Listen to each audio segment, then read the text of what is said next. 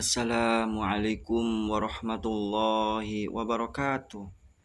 Selamat malam kepada semua rekan kawan, terutama guru pembimbing kami dan para pemirsa pencinta ilmu yang selalu setia di channel Ahmad Zaki Sana ini dalam kajian ilmu tasawuf, jati diri dan ilmu spiritual. Pada malam kali ini saya akan membahas suatu dalam bidang ilmu tasawuf atau ilmu makrifah. Semoga kalam-kalam saya atau pembahasan saya ada manfaatnya dan bisa kita semuanya memahaminya. Sebagaimana ucapan Tuan Syekh Abdul Qadir Al-Jailani di dalam berdoa, Allahumma lakal kullu wa bikal kullu wa minkal kullu wa ilaikal kullu wa anta kullu kulli birahmatika ya arhamar rahimin, bahwa Allahumma lakal kullu, punya engkau, dari engkau, milik engkau, dan akan kembali kepada engkau semuanya. Setiap nama itu ditimbulkan dari sifat.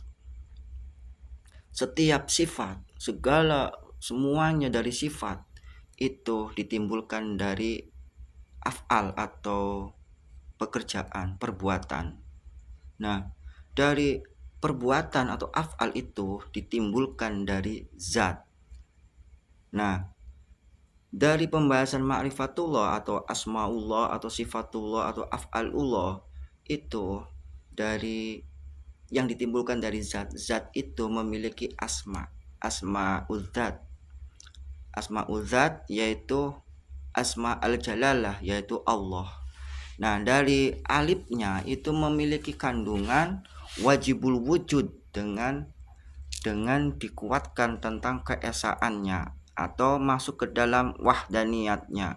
Wahdaniyat Allah itu antara nama, asma, sifat, dan af'al itu suatu keutuhan, suatu yang meliputi, suatu keseluruhan, suatu universal kesemuanya tanpa ada celah. Dari lamnya itu adalah lam jamaliyah, keindahan, kesucian, kemuliaan, kelembutan, kasih sayang. Lam yang keduanya adalah lam jalaliyah. Jalaliyah itu adalah keagungan, kehendak, memaksa, kesempurnaan, kedahsyatan, keagungan, dan pun pula yang lain-lainnya. Dari jalaliyah itu adalah dari ma'ani dan maknawiyah yang memiliki nantinya akan mengeluarkan dari jaiznya Allah. Jaiznya Allah itu yang bisa melakukan suatu perbuatan ataupun tidak melakukan perbuatan, tidak ada beban atau tidak ada paksaan. Terus selanjutnya hanya itu adalah sirrullah. Di dalam sirrullah adalah ana al-haq. Tetapi di dalam sirrullah itu mayyasha, tergantung Allah dalam memberikan suatu tentang karunia kemakrifatannya. Agar kajian ini tidak menimbulkan tidak hanya sebatas teori atau keilmuan, maka perlulah dipraktekkan, maka perlulah diamalkan. Dari dipraktekkan itu, diamalkan itu, sehingga akan merasakan sebagaimana kita tidak hanya sebatas bisa cara membuat kopi, tapi perlu merasakan rasanya kopi. Bismillahirrahmanirrahim. Alhamdulillahirabbil alamin. Dia bisa merasakan rasanya kopi. Bagaimana cara merasakan dari keilmuan tersebut? Keilmuannya adalah dengan syariat dan tasawuf. Sebagaimana di dalam Imam Al-Maliki, Imam Al-Hanafi pun mengatakan, man tasawwafa falam tafaqquh faqad tazandak, wa man tafaqquh falam tasawwaf faqad tafasaq, wa man jama'a bainahuma faqad tahaqqaq. Siapa orang yang bertasawuf tapi tidak berfikih atau tidak bersyariat, maka dia akan menimbulkan suatu penyakit kezindikan.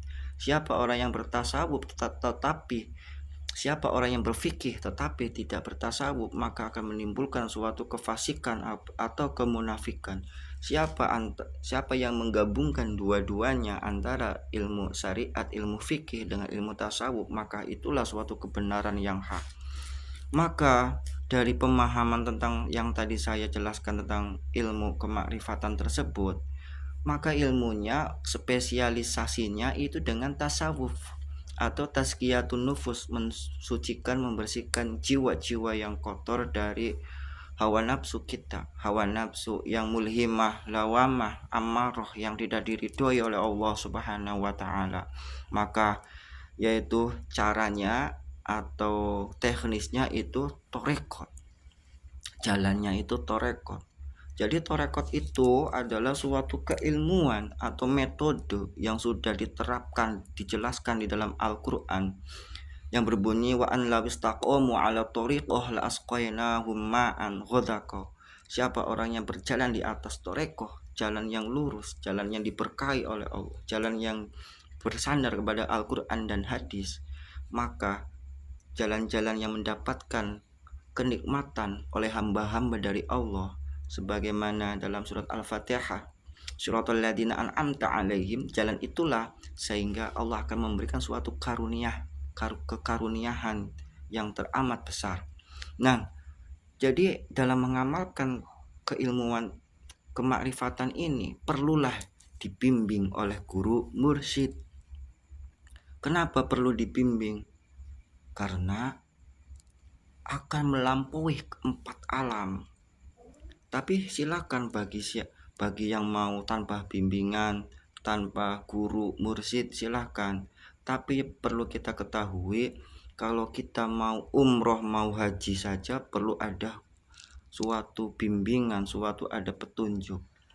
Kita mau perjalanan ke Amerika, ke luar negeri, ke Eropa, bahkan masih di dalam Indonesia pun itu perlulah guru mursyid, perlulah ada pembimbingan. Apalagi hal ini ke 4 alam, dari alam mulki, alam dunia, alam malakut, alam jabarut, alam lahut, alam kudsiyah, alam tempat asal, sebagaimana kita pertama kali diciptakan oleh Allah Subhanahu wa taala.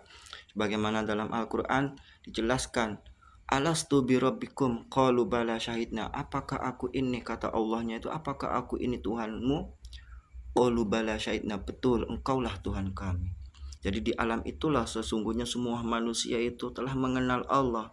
Tapi setelah diturunkan di alam mulki, alam dunia, terbujuk oleh godaan setan, mengikuti hawa nafsu kita yang memiliki kekotoran-kekotorannya, maka akan terhijabnya, akan menumpuk penghalang-penghalang hijab, tirai-tirai yang memandang akan kebenaran Allah. Sehingga dengan ilmu tazkiyatun nufus atau ilmu tasawuf, dengan dibimbing oleh guru mursyid lah, sehingga jalannya akan terbuka.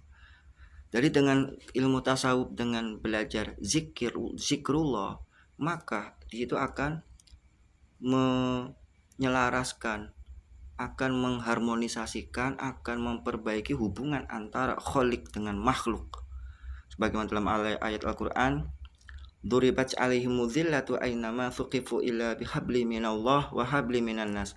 Tidak akan suatu ditimpa suatu kehinaan, kesengsaraan bagi orang yang memperbaiki hubungannya kepada Allah dan kepada manusia atau lingkungan.